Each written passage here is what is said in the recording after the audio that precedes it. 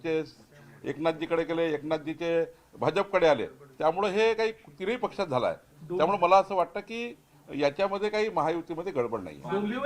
डोंबिवलीमध्ये जो पक्षप्रवेश झाला त्यामुळे रवींद्र चव्हाण यांच्यावर एकनाथ शिंदे नाराज असल्याची माहिती आहे, त्याचीच तक्रार केल्याची माहिती नाही, डोंबिवलीचाही पक्षप्रवेश असाच झाला आहे की ज्या ठिकाणी एकनाथजीकडे सीट मिळत नाही असं दिसतं किंवा भाजपकडे सीट मिळत नाही असं दिसतं, त्यावेळी निवडणुकीच्या पूर्वीच त्या ठिकाणी उड्या मारण्याचं काम चालू होतं।